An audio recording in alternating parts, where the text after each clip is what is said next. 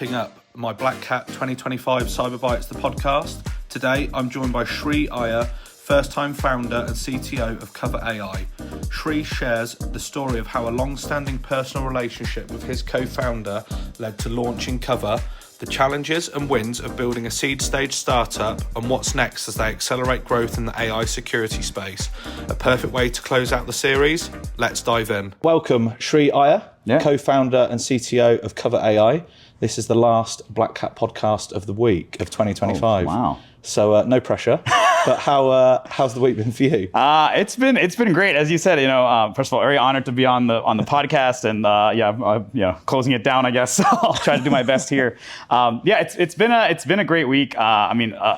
Days in Vegas feel like years sometimes. So definitely takes a little bit of a toll, especially when a lot of your meetings are on East Coast time. But no, it's been great, and it's funny how many people you end up running into. It's my first time going to BlackHat, so oh, wow. I've never been before, and just curious to see. Like I worked at Amazon. We used to do these big tech conferences in Vegas, and very different vibe here. I actually really like it. Like you can interact with people more. It's very conversational. I mean, usually tech people are a little introverted, probably cyber people a little more, but it's funny how people get out of their shell a little bit and engage on topics. And so I've really enjoyed that. Good. And how has the week been? What did you kind of expect coming into it? What were the goals and were they achieved, in short? I'm a startup, so I'm a startup founder, so sales is always good. So meeting new customers, so I think that was one thing, and there was a lot of great interactions in that regard. And so it's like our company helps startups sell to the federal government, and so this is a environment with a lot of companies that would potentially like to do business there, and so it's kind of a cool way to interact. And so we had some great connections. Signed up a couple of new customers actually. So, wow! Yeah, congrats! Just in the last couple of days, so that's been good. That's brilliant. And have you got much of a team out here, or are you running quite lean this week and sort of spreading very wide? Yeah, we are dispersed. We did bring our intern with us, and he actually was incredible. So wow. He started as an intern, although now he's kind of a salesperson, but he's gone back to UVA. But people just love engaging with him, and he's done such a great. In fact, I'll go to a booth and be like, "Hey, your guy Avi did such a great job." And so I think like young people are just amazing, getting engaged and learning a lot, and I think that's kind of a great thing. So I definitely encourage that for like students and things. It's a really cool opportunity to come out here. Yeah, no, brilliant. Well, look, with all guests, we really go back, and what I'd love to know is how you kind of got into the industry of cyber, and really a little bit about yourself. Yeah, so I always start by saying that do the opposite of what I did in my career. So just, whatever I did, just do the opposite. So I started, my parents wanted me to go to engineering school. I was like, I don't want to be anything in tech. I don't want to be behind a computer or coding or anything like that. So I went to film school. And and so I did that. That is not the most useful degree to make a living with, although, present company excluded. You guys are doing a great job. But so it was a little challenging. But when I was there during the writer's strike, and I worked on a couple of TV shows, there's a Bollywood movie that may or may not have me in a cameo on it. But oh, wow. Yeah. So I did, but didn't make any money. I had my own little company too that did media stuff, and then started to have to engage on online content. And at the time, it was a pretty new thing to even put ads and videos and stuff. And so hired developers in India, and then realized that if you don't really know coding, you can't really manage developers that well. So started to learn a little bit of that. And at the time, I also was I'd just become a U.S. citizen, and I was feeling very patriotic, I think. And my dad had served, our country before, and I joined the military, and so I did. Wow. I enlisted. Originally was supposed to go to a different school, but in the military, when you sign that contract, they can pretty much put you where they want you. And so when I got to basic training, they were like, "Hey, you actually you were born in India, and so you tested positive for TB, but I know it's because you're vaccinated or something. But we do have to send you to a different school." And so it was infantry school. And so all of a sudden, I was in infantry. Did that for 3 years. I got to staff sergeant. And then I started doing a little work on the side. I went to some career fairs and got a good opportunity at a tech startup and learned Java. And then from there, they worked for a defense company under Lockheed. And then I worked for Lockheed on the F-35 program as chief architect for the digital war room. Mm-hmm. Worked for Raytheon as well on a number of programs in the government. And then, PwC consulting. Tried to leave the government for a little bit, some energy and stuff. I was director of AI at PwC, and then joined Amazon. That's what I've done for the last 5 years before Kovr. So it's been interesting. I always just kind of even my wife is like, you did have a very stable job at Amazon, and you left that, and before that you had another stable job, and you left that, and so it's always trying to disrupt your own life. Right? Yeah. So. Why the startup life? What in your lifetime has it kind of excited you or kind of brought you to this? Yeah, I think it was just there was like a lot of things that came together last year, right? Like obviously GenAI and at Amazon, I led the emerging tech team. So like my biggest team was the AI solutions architecture team. And like we were seeing this play out, like with Claude and Anthropic getting into the government. And it was just really cool to see that. And then I also, over the last 15 years, have dealt with some of the pain points of trying to sell, deploy software in the government. And so there's like these long compliance tails. When I was in the military, sometimes you'll get technology that is 3 years out of date, right? It's taken 3 years for it to get through all the way through the pipeline to you. Same with the mission and other places where I've worked in national security. Like it's hard to get technology fielded on time. And even Amazon would take us 3 years sometimes to get a commercial service into the government. And that's with all of the pressure and billions of dollars being thrown around. And so that's a big deal to me. Like the community and the mission. And so I have a lot of friends that are startup CEOs too, and they have some really cool tech that I think would be a game changer for the Air Force or other places. But they're all like, well, our roadmap and our funding, I can't wait 2 years to get this thing approved. It's not going to work out. I'm like, oh man, that's missing out. So I think that was one of the other motivations. I really want to solve that problem, but you couldn't do it until the GenAI moment. And so I just saw these two things kind of coming together. And my co-founder, was also in the same mindset. So sometimes you meet the right person too, and that can really help quite a bit. So. And you're a first-time founder, right?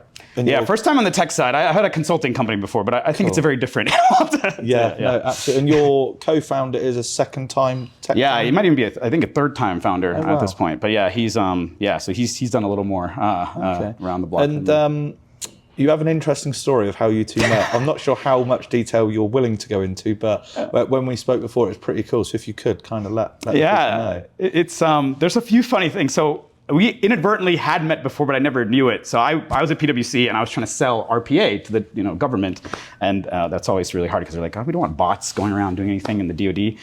But he was at Gartner, and his contract was actually to review my contract and see if it was valid, and he would basically at multiple agencies reject my contract. I didn't know it was him until I met him years later. And in fact, I met his wife first because she, when my son was born, he had to get some surgery done. And so we went to a doctor named Kaylin Black. And a year later, I met Andy Black. And it turned out that he was married to Kaylin Black. And so again, met through some other connection. And so it was cool that, and that's the thing, I think the DC community, like the startup community, the tech community, it's like small, but it's a little bit big, but it's also very tight-knit. So you'll end up meeting the same people, and it's kind of cool to have that same shared experiences in government and defense and security and things like that. So it was cool. Yeah, amazing. And to tell the kind of people today who may not know a lot about Kovr, what is it you guys actually do, and where is the business at today? Yeah, so we solve probably the most boring problem. So I'm not, doing one of the sexiest things in the world, but it's a very annoying problem that a lot of people deal with. So, I'm sure a lot of people, BlackHat are familiar with SOC 2 and ISO. So those are very commercial compliance standards. When you try to go to the federal government, public sector, even banking, they use NIST 853, which is 1,200 controls. It's probably the most intensive compliance process I've seen. And so that takes a long time. It's lots of paperwork and lots of things about your personnel and your buildings and security and things like that. And so it's a big pain point. And your typical options are to hire humans. And so at Amazon, we'd spend about $50 million to take people, and people would still do the work in spreadsheets. A lot of times the competitor to my product is probably Excel or SharePoint or something, because there's not a lot of tooling in that environment. It's just about getting people to sit and review everything. And that seemed like the perfect problem for LLMs. And so that's what we've tried to do, is take an AI native approach to compliance and have generative AI sort of be like this compliance assistant that can help you through that FedRAMP process, selling to the DoD, national security, healthcare agencies, civilian agencies, really kind of figuring out how to map those different unstructured sources to the controls and then generate all the artifacts that you need, as well as do continuous monitoring to satisfy a lot of the requirements for highly sensitive data. So and then we also do that for government agencies as well. So you'd be surprised to know that a lot of government agencies have thousands of systems that they've actually built themselves. So they have a huge compliance burden as well to deal with. And these are some of the biggest targets for hackers because, as you've seen in the news, there's a lot of PII and personal information and security information and healthcare. And so another big thing that they're trying to deal with too is kind of handle all the regulations and make sure that their stuff is secure. So that's what we do. Yeah, absolutely. And excuse me.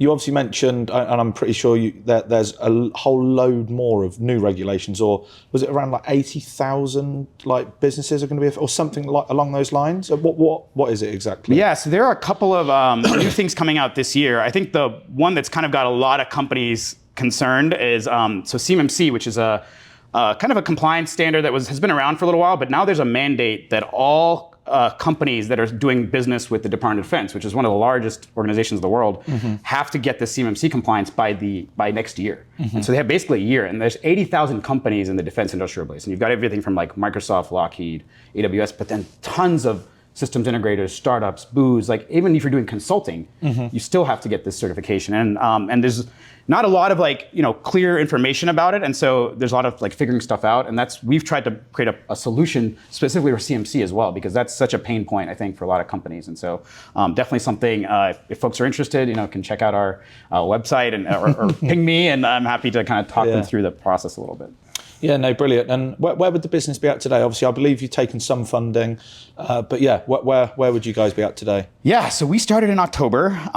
We came out of stealth just a couple of months ago. We had an MVP in sort of the January, and then springtime. We had a bunch of early customers. We've just crossed about 7 figures in ARR. Wow. And we've raised to date just around 3 million, 3.2 million. To date. And so we are, kind of doing our best to keep the momentum going, and, pretty excited to see that this is actually something that people are using. And, it does take a little bit of a leap of faith to like think about using GenAI right at this stage on something like compliance. But the burden is so big, and like the problem has become so large. Like systems are incredibly complicated now. Like, a few years ago, there was way less code and complexity, and now there's just so much complexity, and there's less and less resources too, right? The government is cutting down on their workforce. Companies are having to do more with less, and so I think the trade-off is worth it, because it also lets the human beings focus on the more complicated issues. That's really one of the main problems, is that a lot of these like really good cyber experts, a lot of the expertise in compliance, it's spent doing like paperwork and things like that, versus actually focusing on those like really high-end sort of important problems. And so all that, basic stuff, the junior compliance stuff, LM can handle that. Organizing the information correctly and cataloging it, like that's kind of what I think there's a lot of value there. Okay, and the money that you have raised, for somebody that may not know, like what does that allow you to do as early stage founders, like in terms of either developing product, growing the business? What did you guys really have in mind when you raised that money? Yeah, we have a lot of use. My co-founder, Andy's the CEO. He would love to use some of that money for sales. So it's always kind of a little bit of a balance between like sales and product, and then also marketing and doing events like this. And so I think for us, one of the things that I really want to do with the money, and there's a lot of things on that list, but to give you sort of like my main goal is like to start offering something that's sort of like a community edition of Kovr. So we'd love to kind of offer something that's really is catered to the startups. So like there are large enterprises, and it's expensive to do this.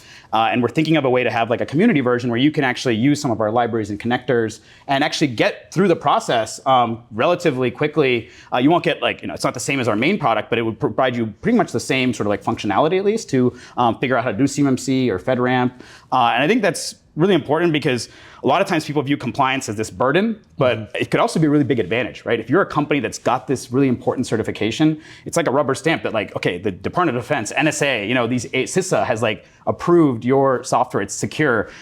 And even if you've got competitors, now you're the one with that credential, it's really cool. And so, my goal is to kind of like use some of that funding at least to create sort of like a support system, have some sort of like libraries, bring out, add some development to build out that community edition. We'd also like to scale too to other domains. So you can think of like banks and healthcare. Also deal with very similar, they also have very sensitive data. We've had customers ask if we could go into the EU and UK, Germany. Germany's got very specific compliance standards, even down like to the regional level. And so, it's very hard to adapt. I was talking to someone from Cisco yesterday about that. And so there's just, the amount of compliance standards is increasing, not decreasing. And so, which makes sense because there's more technology coming out. So that's kind of some of the things we want to use the money for. Amazing. Yeah. And one thing I really wanted to pick on was, of course, your role at AWS and moving into another startup, which of course is Kovr.AI. You obviously led a lot of AI kind of projects and a lot of staffing over at Amazon. During your time there and today, and probably even looking into the future, how how much has it evolved since, say, like day dot at Amazon to today, and then sort of moving forward again?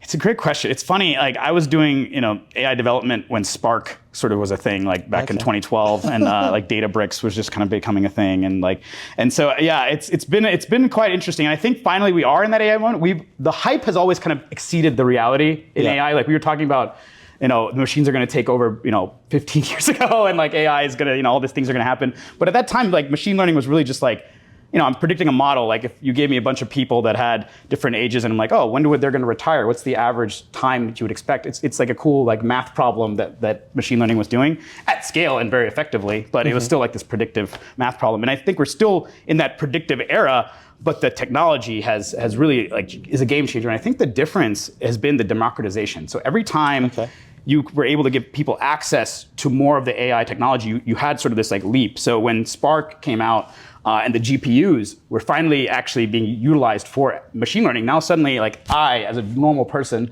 not IBM with a massive data center, could do machine learning. And now you actually have people that aren't even coders can use GPT to build apps. My co-founder, actually, if you go to our website, did most of that using Midjourney and Claude. And he's also built his own little market apps and CRM tools and agentic things. And so kind of crazy, right? And I've got my son who's 6 has been writing some GPT prompts for voice recording them. So the technology is truly democratized. When so many people have access to something, you start getting cool use cases out of it. And I've seen that at BlackHat too. It's just exciting to see this get applied to so many different domains that you never think would be possible. And so I think that's going to be the real leap here. So. Okay, and sort of coming to kind of wrap this podcast up, what is the future for you guys? Like, what is it you're maybe looking to get in the next 12 months, or another point even, like if we were sat here again in 3 years' time, like where would you want Kovr.AI to be? Oh, I would love to have, some of a lot of these game-changing startups, like ones that are doing improvements in material sciences, or they're pioneering ways in PQC or quantum, things that are really emerging technologies, get fielded, leverage our platform to get fielded into areas that could really use that help. So if you go to National Cancer Center or any of these other agencies where they really need more tooling, right? They need better technology. I'd love to have a lot of those kinds of companies come through. I'd also like to see sort of that compliance burden in the government get burned down a little bit. It's a little scary to think that there's thousands of very critical systems out there that are out of compliance for a number of years. And so I think just my own being able to sleep at night would be good. And yeah, I mean, for me personally, as a first time sort of tech founder, I'd love to kind of see it get successful and kind of hit our ARR goals, and hopefully I'll have all 3 of those stories in the next time we talk. It's a little tall order for 12 months. But. Well, no, absolutely. And to be honest with you, like you say, the energy you've brought on this has been absolutely amazing, and I'd have no doubt that you would do that. So enjoy the rest of your week. I believe you're going to DEF CON today, is that right? I am, yes. And I make a plug, if next time if folks go to BlackHat, there's another, and then DEF CON, there's a group called UDA, which is a big cybersecurity community. They support veterans a lot as well. Oh, wow. And they host a big event in the evenings today. It's a pool party, and it's a great community. They help startups. They're incubating us. You've got they sit on the board of BlackHat, a lot of them. Wow. And so great community. So another plug for that as well. So. Absolutely. Well, enjoy the heat at the pool party. Hopefully, hopefully you've got a bit of aircon. Yeah, I hope so. Thank you so much. No, thanks so much for coming on, mate. And look forward to seeing your journey. Thank you. Yeah, it's been great. And I love that you all do this and kind of hear from all these different voices. So awesome. Amazing. Thank you.